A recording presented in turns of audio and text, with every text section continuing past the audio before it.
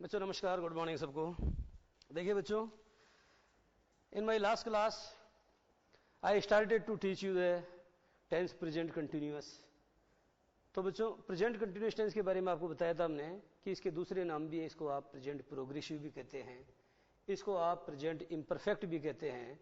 और इसके बारे में बच्चों आपको साधारण जानकारी मैंने ये भी दी थी कि प्रेजेंट कंटिन्यूअस टेंस जो होता है उसमें बच्चों जब आप अफर्मेटिव सेंटेंस बनाते हैं तो उसका स्ट्रक्चर क्या होता है, उसमें आप इज एम आर के साथ वर्ब की फर्स्ट फॉर्म में क्या जोड़ते हैं, आईएनजी जोड़ते हैं। हमने आपको ये भी कहा कि वर्ब की फर्स्ट फॉर्म में जब आईएनजी जोड़ा जाता है तो उसे बच्चों हम कहते हैं the fourth form of the main verb, यानी उसको मुख्य क्रिया की चौथी फॉर्म कहते हैं।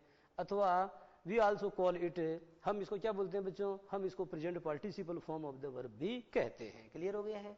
दूसरी बात बच्चों आपको बताया था कि जब आप किसी भी अफर्मेटिव सेंटेंस को इंटेरोगेटिव सेंटेंस में बदलना चाहते हो, व्हेन और if you want to change a sentence, if you want to change an affirmative sentence into an interrogative one, अगर आप एक अफर्मेटिव सेंटेंस को इंटेरोगेटिव यानी प्रश्नवाचक वाक्य में बदलना चाहते हैं तो आपको क्या करना पड़ेगा, आपको बच्चों सब्जेक्ट के बाद में जो एचवी माने जो हेल्पिंग वर्ब आ रही है उसका इन्वर्जन करना पड़ेगा, उसका व्युत्क्रम करना पड़ेगा, यानी उसको उठा करके सब्जेक्ट के पहले रखना होगा। क्लियर हो गया है।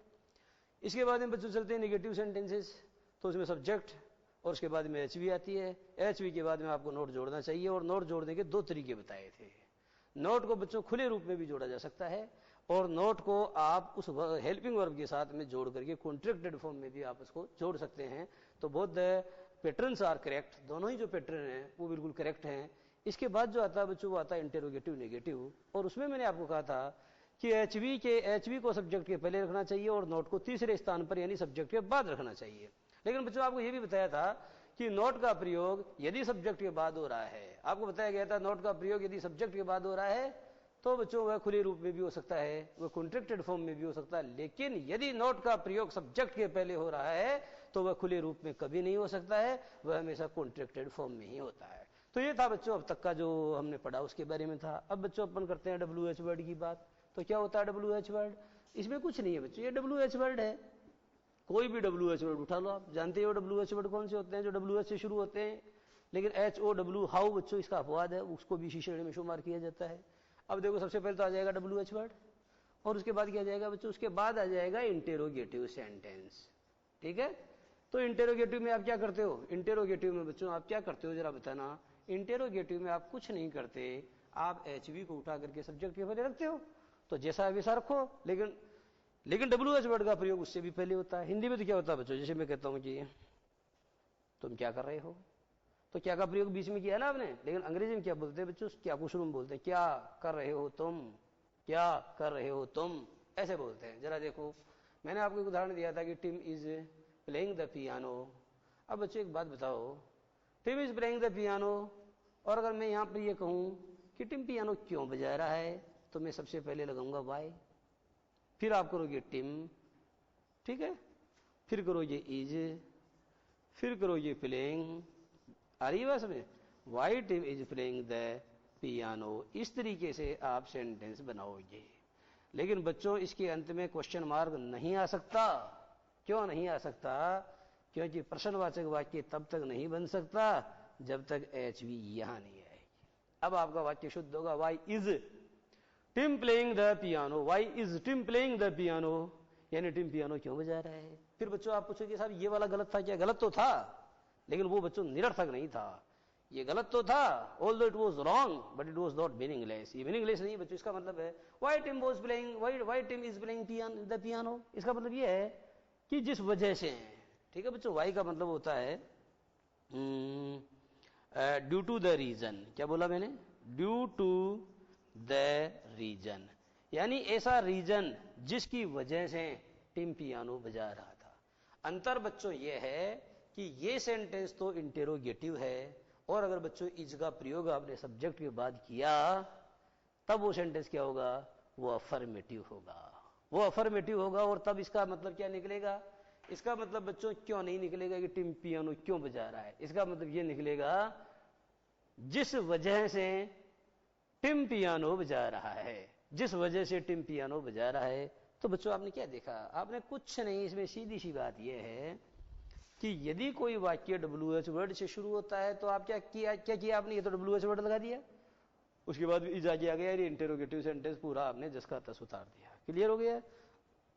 तो बच्चों एक तो होता है WH वर्ड से स्टार्ट होने वाला कौन सा सेंटेंस है ये तो इंटेरोगेटिव सेंटेंस है। आगे बात समझे? WH वर्ड से स्टार्ट होने वाला ये तो इंटेरोगेटिव सेंटेंस है। अब अगर आपको नेगेटिव बनाना तो क्या करोगे? वाई इज टिम नॉट, ऐसे ही तो बनाओगे। तो बच्चों ऐसे ही बनाओगे तो बताओ नेगेटिव का स्ट्रक्चर क्या बनेगा? तो सबसे पहले तो आ जाएगा वही WH वर्ड, ठीक है, ये WH वर्ड आ गया है। ओके, इसके बाद क्या आएगा? इसके बाद आएगी HV माने इज एम आर, और उसके बाद इज एम आर के बाद में क्या आएगा? ये आ गया बच्चों इज एम और आर। क्लियर हो गया? ओके, अब इज एम आर आ गया तो उसके बाद में क्या आएगा? सब्जेक्ट आएगा, और इसके बाद क्या आएगा? नोट आएगा, और इसके बाद बच्चों वो का वही आएगा, और क्वेश्चन मार्क लास्ट में जरूर आएगा। Why is Tim not playing the piano. Not का प्रयोग कौन से स्थान पे हुआ? तीसरे स्थान पे। आपको चौथे स्थान पे, चौथे स्थान पे है। उसका कारण बच्चों ये है कि ये WH वर्ड भी आ गया ना, इसलिए चौथे स्थान पर जाएगा। इस प्रकार के वाक्य में चौथे स्थान पर जाएगा, ठीक है। अब बच्चों एक तरीका और है, इस नोट का प्रयोग आप यहां भी कर सकते हो, लेकिन यहां करोगे तो किस रूप में करोगे? इज का प्रयोग, इज की जगह क्या हो जाएगा जरा बताना? इजंट, इज नॉट नहीं हो सकता है। उसी तरीके से एम और नॉट को मिलाओगे तो क्या हो जाएगा बच्चों? आरंट। क्या नहीं हो सकता? एमंट नहीं हो सकता है, और एम नॉट भी नहीं हो सकता। आर और नॉट को मिलाओगे तो फिर क्या हो जाएगा? वही आरंट। तो बच्चों इस तरीके से आप WH वर्ड से क्या कर सकते हो? सेंटेंस फ्रेम कर सकते हो, सेंटेंस फ्रेम कर सकते हो। लेकिन बच्चों मजे की बात यह है कि ये सब्जेक्ट नहीं होगा यदि वाक्य किससे शुरू हो रहा है। तो यदि वाक्य हु से शुरू हो रहा है तो सेंटेंस में सब्जेक्ट नहीं होगा। जैसे बच्चों मैंने आपको कहा कि Tim is playing the piano, Tim piano बजा रहा है, और आपने पूछ दिया साहब कौन पियानो बजा रहा है। अब जरा देखना कौन पियानो बजा रहा है, ये लगा दिया कौन, ये आ गया WH वर्ड। अब बताओ क्या है? अब बच्चों इसके साथ इज लगाऊं कि आर लगाऊं? बच्चों ध्यान दो, हु के बाद में आर भी सही होता है, इज भी सही होता है, लेकिन ज्यादातर इसका प्रयोग इज का ज्यादा किया जाता है, ठीक है। ज्यादातर किसका प्रयोग किया जाता है? इज का किया जाता है। वैसे बच्चों दोनों सही हैं। जैसे मैंने आपको कहा हु आर, जैसे मैंने आपको कहा कि हु आर हाइडिंग देयर, वहां कौन छुपे हुए हैं? Who are hiding there. अब बच्चों छुप रहे हैं, तो ये जो वर्ब है ना HID, हाइड का मतलब क्या होता है? छुपना। तो ऐसा नहीं बोलते हो आप कि वहां कौन छुप रहे हैं, ऐसे बोलते हो वहां कौन छुपे हुए हैं। जैसे मैंने आपको कहा था कि वो साड़ी पहने हुई है, नहीं पहन रही है, वो बैठा हुआ है, नहीं बैठ रहा है, वो खड़ा है, नहीं खड़ा हो रहा है। वो बच्चों जैसे आई एम बियरिंग ए, जैसे मैंने आपको I am bearing A suitcase, I am bearing a brief case का मतलब मैं एक ब्रीफ केस लिए हुए हूँ, उसको धारण किए हुए हूँ। क्लियर है? तो बियर का प्रयोग भी अर्थ में करते हो आप। एक दूसरी वर्ब आ गई आपके पास में हाइड, हाइड यानी क्या होता है? छुपना। तो कौन छुपा हुआ है, ऐसे नहीं कौन छुप रहा है ना। तो हुआ है उसका मतलब यही निकलेगा, ठीक है। एनी हाउ, तो बच्चों आपने कहा कि हु आर हाइडिंग देयर, वहां कौन छुपे हुए हैं, और हु इज हाइडिंग देयर, वहां कौन छुपा हुआ है। हु एम कभी नहीं आ सकता, हु के बाद जो आएगा वो है तो इज आएगा या आर आएगा, लेकिन ज्यादातर इसका प्रयोग किया जाता है। तो बच्चों आपने क्या लिखा? हु इज, क्योंकि टिम अकेला इसलिए इसका प्रयोग किया, हु इज। अब क्या आएगा बच्चों? हु इज, फिर आ जाएगा प्लेइंग, ये चौथी फॉर्म आ गई, ठीक है। हु इज प्लेइंग, और उसके बाद में क्या गया? The piano. क्लियर हो गया? अब बच्चों आप ये बताओ मुझे, who is playing the piano, जब आपने ये स्ट्रक्चर फ्रेम किया तो आपने क्या किया? किसमें सब्जेक्ट बच्चों आपका ये था WH वर्ड आपने लिखा, उसके बाद HV आपने लिखी, उसके बाद बच्चों क्या है ना, हु इज। अब ये नेगेटिव है, तो जैसे बच्चों आपने यहाँ नोट का प्रयोग करोगे तो हु इज नॉट, यहाँ कर दोगे नोट का प्रयोग, ठीक है। तीसरे स्थान पर who is not playing the piano. अब मुद्दे की बात यह है बच्चों कि इसमें सब्जेक्ट कहाँ है, जबकि हमने तो ये कहा था कि एक सब्जेक्ट भी आना चाहिए। तो बच्चों ये हमेशा याद रखें कि जो सेंटेंस हु से स्टार्ट होता है उसमें सब्जेक्ट नहीं होता है। क्या होता है? उसमें सब्जेक्ट नहीं होता है। और उस वाक्य का सब्जेक्ट कौन होता है? उस वाक्य का सब्जेक्ट बच्चों हु ही होता है। और ये सिंगुलर प्लूरल दोनों का काम करता है, और परिस्थिति के अनुसार आपको सिंगुलर या प्लूरल वर्ब का प्रयोग करना चाहिए। लेकिन परीक्षा की दृष्टि से आपको ये याद रखना चाहिए कि who shell always be followed by a singular verb. Who के बाद आने वाली वर्ब को हमेशा सिंगुलर होना चाहिए, ये प्राथमिकता वाली बात है। लेकिन मैंने दोनों बातें बता दी है कि सिंगुलर भी आ सकती है, प्लूरल भी आ सकती है, लेकिन जब जब आपको लगाने की नौबत आए तो आपको किसे प्राथमिकता देनी चाहिए? आपको बच्चों सिंगुलर वर्ब को प्राथमिकता देनी चाहिए। दूसरी बात समझ में आ गई है? अब बच्चों एक बात और समझो, एक बात ये भी है कि ये भी होता है कि अगर कोई सेंटेंस हु से स्टार्ट हो रहा है, हु से क्या, जैसे वाट से स्टार्ट हो रहा है, ठीक है, या हुम से स्टार्ट हो रहा है। क्या बोला मैंने? वाट या हुम से। तो ऐसे वाक्यों में बच्चों हमेशा क्या नहीं होता है, ऑब्जेक्ट नहीं होता है, क्योंकि ऑब्जेक्ट तो वाट का जवाब होगा या हुम का जवाब होगा। तो जो सेंटेंस वाट या हुम से स्टार्ट होगा उस सेंटेंस में ऑब्जेक्ट नहीं होता। अब आपको ये भी ध्यान देना चाहिए बच्चों, जो वाट होता है ये हमेशा DO माने डायरेक्ट ऑब्जेक्ट की बात करता है, निर्जीव होता है इसका जवाब, और इसका जवाब बच्चों IO माने इनडायरेक्ट ऑब्जेक्ट की बात करता है। इतनी बात समझ में आ गई है। आपको ये भी बताया गया है अगर सेंटेंस में केवल एक ही ऑब्जेक्ट है तो चाहे वो सजीव हो चाहे निर्जीव हो वो हमेशा डायरेक्ट ऑब्जेक्ट ही माना जाता है। लेकिन अगर दो हैं तो जो वाट का जवाब देगा वो डायरेक्ट ऑब्जेक्ट होगा, जो हुम का जवाब देगा वो हमेशा इनडायरेक्ट ऑब्जेक्ट होगा। अब बच्चों इतनी सी बात आपकी समझ में आ गई है तो बहुत अच्छी बात है। अब आगे बढ़ते हैं अपन, जहां मैंने छोड़ी थी बात दरअसल ये थी कि जो प्रेजेंट कंटिन्यूअस टेंस है बच्चों उसमें आपको हमेशा किसका प्रयोग करना चाहिए, उसमें आपको वर्ब की फर्स्ट फॉर्म में ING का प्रयोग करना चाहिए, उसमें हमेशा वर्ब की फर्स्ट फॉर्म में ING का प्रयोग करना चाहिए। अब बच्चों कैसे, जरा देखना। पहला नियम है बच्चों, जैसे आपको दे दिया RUN और आपने जोड़ा ING, ये हो गया साहब रनिंग। अब आपने क्या किया बच्चों, RUNNING, यानी बच्चों एन को डबल कर दिया आपने, किया कि नहीं किया, बहुत अच्छे। अब और जरा देखना SWIM, अब क्या किया आपने ING, अब आपने क्या किया बच्चों SWIMING, क्लियर हो गया है। निष्कर्ष क्या निकला बच्चों, निष्कर्ष बिल्कुल ये निकला, बिल्कुल सीधा सा निष्कर्ष निकला। क्या, अगर किसी भी वर्ब के अंत में, ध्यान दो बच्चों, किसी भी वर्ब के अंत में क्या आ रहा है, कॉन्सोनेंट आ रहा है। क्या आ रहा है जरा बताना बच्चों, अगर किसी भी वर्ब के अंत में कॉन्सोनेंट आ रहा है और उस कॉन्सोनेंट के ठीक पहले वोविल आ रहा है, क्या है बच्चों, वोविल आ रहा है, तो जब आप उसमें ING जोड़ोगे तो इस अंतिम कॉन्सोनेंट को क्या करना पड़ेगा बच्चों, डबल करना पड़ेगा, उतार लो। नियम क्या है, नियम बच्चों यह है, यदि किसी भी वर्ब के अंत में किसी कॉन्सोनेंट का प्रयोग हुआ है और उसके ठीक पहले किसी वोविल का प्रयोग हुआ है तो उसमें ING जोड़ते समय उस अंतिम कॉन्सोनेंट को डबल कर दिया जाता है, उस अंतिम कॉन्सोनेंट को डबल कर दिया जाता है। लेकिन बच्चों कब नहीं किया जाता, एक वर्ब तो बच्चों ये ओपन है, इस ओपन में जब भी आप ING जोड़ते हैं तो इसका मामला ही कुछ और है।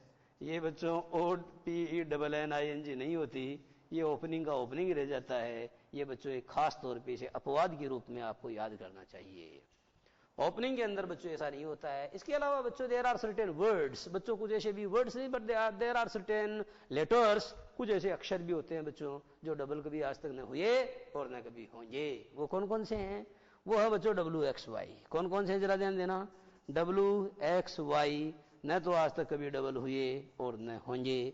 जैसे बच्चों FLOW ING जोड़ो तो W डबल नहीं होगा, उसी तरीके से MIX मिक्स ING जोड़ो X डबल नहीं होगा, उसी तरीके से बच्चों PLAY अंत में Y आ रहा है ING जोड़ो Y डबल नहीं होता। निष्कर्ष क्या निकला बच्चों, WXY जो है ना आज तक कभी डबल हुए ना कभी डबल होंगे। ये ध्यान देने वाली बात है बच्चों, WXY ये ऐसे लेटर्स हैं ये डबल कभी होते ही नहीं है। हालांकि वर्ब का जनरली अंत नहीं होता उससे, बाकी बच्चों जो H है ये भी डबल नहीं होता, H भी डबल नहीं होता। लेकिन इस प्रकार की वर्ब भी तो अपने को मिलनी चाहिए। जैसे बच्चों आपने बोला साई, SIG, ये भी इसमें ये भी जोड़ सकते हो आप। साई यानी क्या होता है बच्चों, आह भरना होता है, ये वर्ब होती है। जब आप इसमें साइंग करते हैं तो H डबल नहीं होगा, तो आप इसमें क्या जोड़ सकते हैं, H भी जोड़ सकते हैं। तो बच्चों ये ऐसे लेटर्स हैं जो अगर इनके ठीक पहले क्या आ रहा है, कोई वोवल आ रहा है तो भी इनमें ING जोड़ते समय इनका अंतिम अक्षर डबल नहीं होता है। इस तरीके से बच्चों जो पहला वाला नियम है वह आपको अच्छे से समझा दिया गया है, इसको शब्दों में आप लिख सकते हैं। यदि किसी वर्ब के अंत में किसी कॉन्सोनेंट का प्रयोग हुआ है और उसके ठीक पहले किसी वोवल का प्रयोग हुआ है तो उसमें ING जोड़ते समय उस अंतिम कॉन्सोनेंट को डबल कर दिया जाता है। अपवाद क्या है बच्चों, ओपन है, ओपन है। वैसे एन तो डबल खूब होता है, जैसे WIN है तो वहां तो होगा WIN तो डबल एन होगा, लेकिन ओपन में बच्चों ऐसा नहीं होता है, ये ध्यान देने वाली बात है। और इसके अलावा बच्चों WXY और H जो है ये मैंने ऐसे बताए लेटर्स जो डबल कभी ना हुए न कभी होंगे। आइए बढ़ाएं अपनी बात।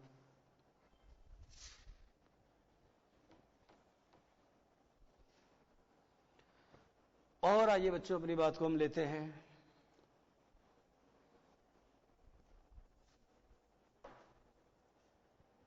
आगे जो है दूसरा वाला नियम बताते हैं आपको। दूसरा वाला नियम क्या है, जरा ध्यान दीजिएगा बच्चों, जरा ध्यान दीजिएगा आप। तो बच्चों ये बात तो आपको समझ में आई गई है। अब जरा दूसरा नियम बताता हूँ। दूसरा नियम क्या है कि जैसे बच्चों आपको मैंने बोला WEAR, क्या बोला, और आपको कहा इसमें ING जोड़ो, तो आपने ING जोड़ा। अब क्या हो गया, WEARING, R डबल नहीं हुआ, ठीक है, R डबल नहीं हुआ। दूसरी वर्ब और देखते हैं। जैसे बच्चों आपको कहा SEEM,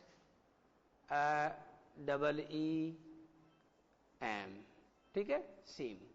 अब बच्चों आपने इसमें क्या जोड़ा, ING जोड़ा, सीमिंग।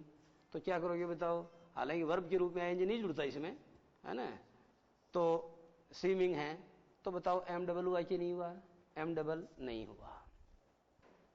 तो बच्चों निष्कर्ष क्या निकला, निष्कर्ष ये निकला कि बच्चों अगर कोई भी वर्ब है, क्या है, कोई भी वर्ब है, और उस वर्ब के अंत में क्या आ रहा है जरा बताना, उस वर्ब के अंत में बच्चों कोई कॉन्सोनेंट आ रहा है, क्या आ रहा है, कॉन्सोनेंट, और उस कॉन्सोनेंट के ठीक पहले क्या आ रहे हैं, उसके ठीक पहले बच्चों डबल वोवल आ रहे हैं, क्या आ रहे हैं, DOUBLE, डबल वोवल आ रहे हैं। अगर डबल वोवल आ रहे हैं, ये देखो DOUBLE डबल वोवल आ रहे हैं, तो क्या नहीं होगा बच्चों, तो अगर डबल वोवल आ रहे हैं तो ये अंतिम कॉन्सोनेंट जो है बच्चों ये डबल नहीं होगा, ये डबल नहीं होगा। बात समझ में आ गई है, नहीं आए तो दोबारा समझ लो, बोलता हूं। अगर किसी वर्ब के अंत में किसी कॉन्सोनेंट का प्रयोग हुआ है और उसके ठीक पहले एक नहीं बल्कि डबल वोवेल्स का प्रयोग हुआ है, तो बच्चों क्या होगा, तो ये होगा कि जब उस वर्ब में क्या जोड़ा जाएगा जरा बताना, उस वर्ब में बच्चों ING जोड़ते समय ये अंतिम कॉन्सोनेंट डबल नहीं होगा, बल्कि सिंगल है और सिंगल ही रहेगा, बल्कि सिंगल है और सिंगल ही रहेगा। तो इस तरीके से बच्चों आपने ये वाला नियम भी समझा, ठीक है। अब आपको हम एक नियम और बताते हैं, और वो नियम बच्चों करीब करीब आप सब जानते हो। वो तीसरा नियम बच्चों ये है, जरा ध्यान देना, TIE, टाई है, उसी तरीके से VIE, वाई है, उसी तरीके से LIE, लाई है, ठीक है, तो उसी तरीके से DIE, डाई है, इस प्रकार की वर्ब्स होती है। अब बच्चों टाई में आप ING जोड़ो, ये तो बताओ क्या होगा, ये होगा बच्चों कि इसके अंत में ये IE आ रहा है ना, तो ये जो IE है, ये IE जरा किस में बदलेगा, ये Y में बदलेगा, किस में बदलेगा, सबके साथ ऐसा होगा, सबके साथ ऐसा होगा। अब बच्चों प्रश्न ये है कि नियम क्या है, तो नियम बच्चों सरल सा है कि कोई भी वर्ब है, ये वर्ब है, और उस वर्ब के अंत में क्या आ रहा है, उस वर्ब के अंत में बच्चों IE आ रहा है, क्या आ रहा है, IE। तो जब आप उसमें क्या जोड़ेंगे, ING जोड़ेंगे, तो क्या हो जाएगा बच्चों, तो ये जो IE है ना, ये Y में कन्वर्ट हो जाएगा। तो इस क्रम में बच्चों अपनी बात जारी रहेगी, परंतु इससे पहले हम लेंगे 2 मिनट का ब्रेक।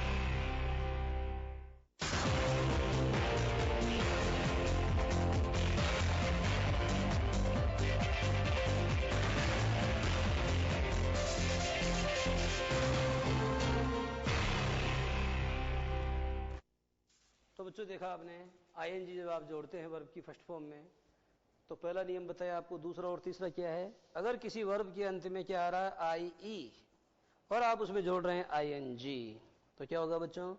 तो उसमें आईएनजी जोड़ते समय जो अंतिम आई ई है, इसे वाई में बदलना पड़ेगा। अब जानते हो टी आई टाई यानी बांधना होता है, गलगी होती है, नाउन भी है, ये वर्ब भी है। और वी आई वाई का मतलब होता है बच्चों किसी से होड़ करना, प्रतिस्पर्धा करना, ठीक है? तो किसी से अपन जैसे कॉम्पीट करते हैं तो उसको बोला जाता है वाई। और एक है बच्चों एल आई ई, लाई। ये लाई क्या है? झूठ बोलना होता है। और लाइन लेटना भी होता है। और डी आई डाई यानी क्या होता है? मरना होता है, ठीक है? तो बच्चों इस प्रकार का भी एक नियम है। और इसके अलावा एक नियम आपको और समझना चाहिए, वो नियम कौन सा? जरा ध्यान दो।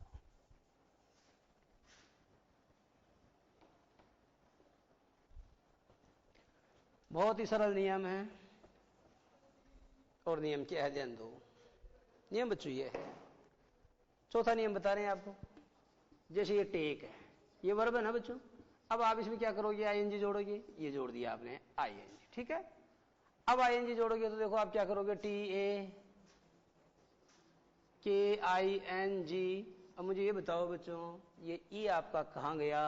ये ई आपका किधर गया? ये ई आपका उधर गया। उधर का मतलब उधर गया, ये गायब हो गया। तो समझ में आ गया निष्कर्ष क्या निकला? निष्कर्ष तो बच्चों और एक दो बार बोल ले लेते हैं। ये टेक है, अब लाइक ले लो।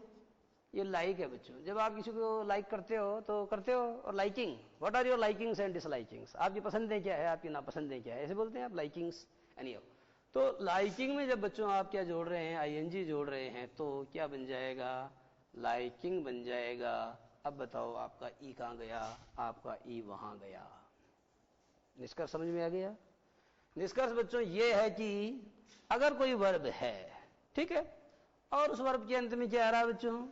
उस वर्ब के अंत में आ रहा है ई, और आपको जोड़ना है उसमें आईएनजी, जोड़ दो। लेकिन जब आप ऐसा उसमें आईएनजी जोड़ोगे तब बच्चों क्या होगा?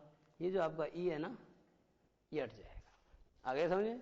किसी भी वर्ब के अंत में अगर ऑलरेडी ई आ रहा है और उसमें आपको आईएनजी जोड़ना है, उसका प्रेजेंट पार्टिसिपल फॉर्म बनाना है, तो वो जो ई है बच्चों, वो ई हट जाता है। वो ई क्या हो जाता है बच्चों? ई हट जाता है। इतनी बात समझ में आ गई है? अगर इतनी सी बात समझ में आ गई है तो आगे और लेते हैं अपन। इसके भी बच्चों आपको कुछ एक्सेप्शन याद करने पड़ेंगे। कुछ एक्सेप्शन ऐसे हैं जिनमें ये नियम लागू नहीं होता है। वो नियम कौन, वो एक्सेप्शन कौन सा है? देखो बच्चों, एक वर्ब तो होती है डाई और एक वर्ब होती है आई। अब आप देखोगे साहब आई यानी तो आंख होता है। मैं भी आपकी बात को मानता हूं कि आई यानी आंख होता है। ये अंग्रेजी है बच्चे। शॉप का मतलब आप जानते हो क्या होता है? दुकान होता है। शॉपिंग यानी क्या होता है? खरीदारी होता है। उसमें आईएनजी कैसे जोड़ दिया आपने? वाटर यानी पानी होता है। Watering, I am watering the plants in the garden, तो यहाँ वाटर में आपने आईएनजी जोड़ दिया है। तो बच्चों में कहना चाहता हूं कि इंग्लिश में प्रॉब्लम क्या होती है कि कई ऐसी वर्ब्स भी होती हैं, कई ऐसे नाउन भी होते हैं जो वर्ब की तरह भी फंक्शन कर लेते हैं, है ना? तो आई का मतलब जानते हो? व्हाई आर यू आइंग मी? इसका मतलब क्या मेरे ऊपर जो है, क्यों तुम मेरी निगरानी कर रहे हो?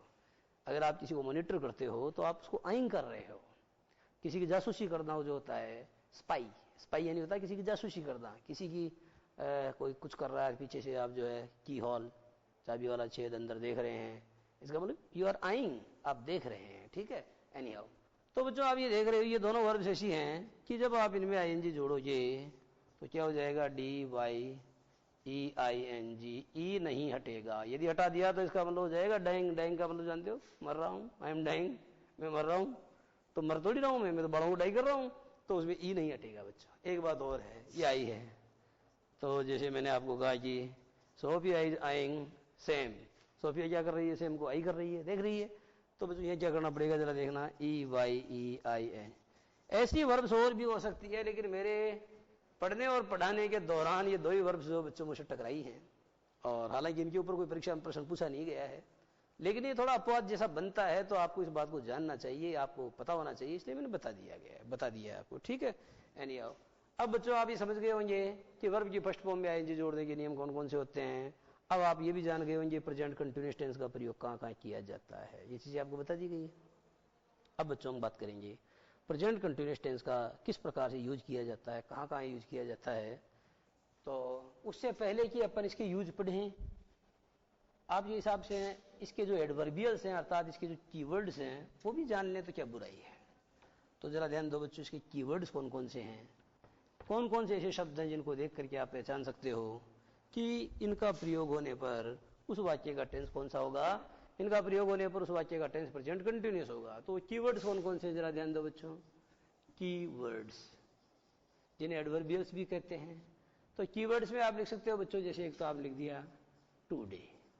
टुडे का मतलब जानते हो, टुडे यानी आज होता है। जैसे Lata usually sings in Tamil but she is singing in, Lata usually sings in Hindi but she is singing in Tamil today, but she is singing in Tamil today. तो टुडे आ गया बच्चों। इस टुडे के एवज में टू नाइट भी आ सकता है। क्या आ सकता है, टू नाइट। क्लियर हो गया है, ये टुडे हो गया, ये टू नाइट हो गया। उसी तरीके से बच्चों एक शब्द आता है नाउ, ये नाउ आ गया। और नाउ क्या किया जाएगा, नाउ ए डेज, नाउ ए डेज यानी होता है आजकल।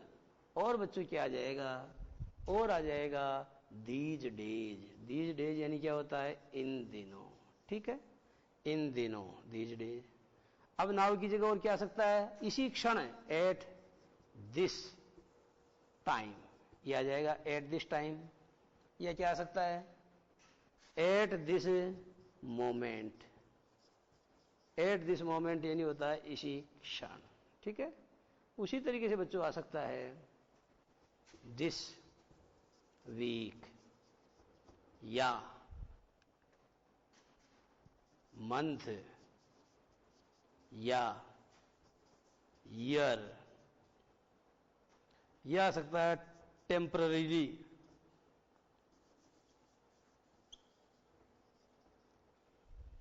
यह आ सकता है time, time BEING, being, time being.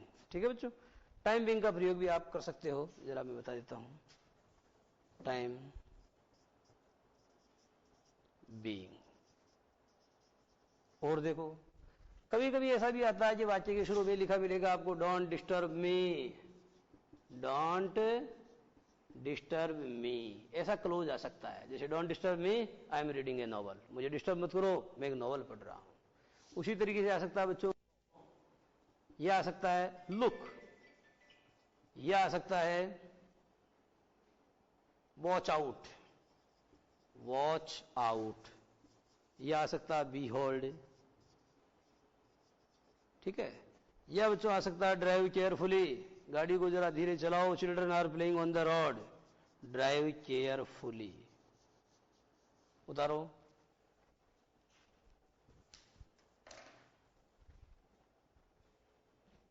Mobile को साइलेंट करना भूल गए।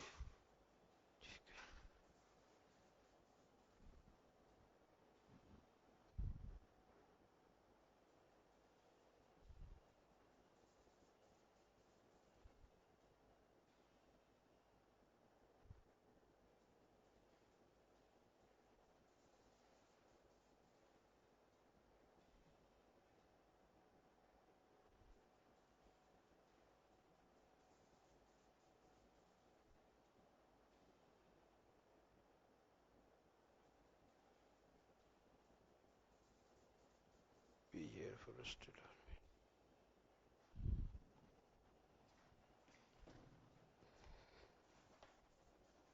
कभी कभी वाक्य बच्चों ये भी शुरू हो सकता है, जरा देखो, बी केयरफुल, बी केयरफुल। इधर देखो तो इसमें ऑलवेज का प्रयोग भी कंटिन्यूस में कभी कभी होता है, ऑलवेज। और एक होता है स्टिल, स्टिल यानी होता है जैसे what are you doing still, तुम अभी भी क्या कर रहे हो, इतना समय हो गया है, तुम अभी भी क्या कर रहे हो।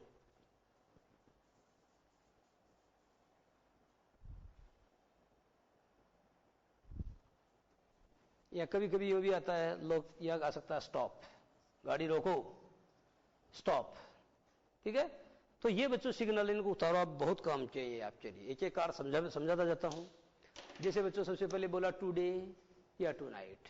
जैसे इट इज रेनिंग टुडे, आज बारिश हो रही है, और मैं कहता हूं it is raining tonight, आज की रात बारिश हो रही है। इस तरीके से बोल सकते हैं आप। नाउ है तो नाउ का मतलब जैसे is reading A novel now, वो भी एक उपन्यास पढ़ रहा है। जैसे नाउ डेज का मतलब क्या है, she is living in Delhi now days, वो आजकल दिल्ली रह रही है, यहाँ से जयपुर से तो गई, अब दिल्ली है।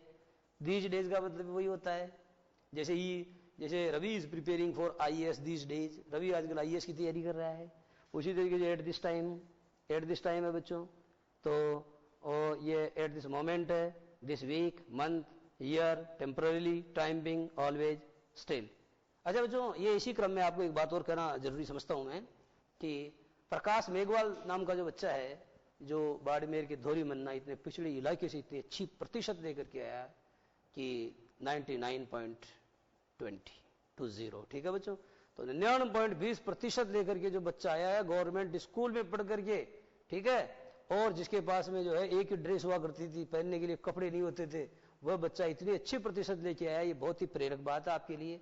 और इससे आपको क्या लेना चाहिए, सबक लेना चाहिए, ठीक है बच्चों।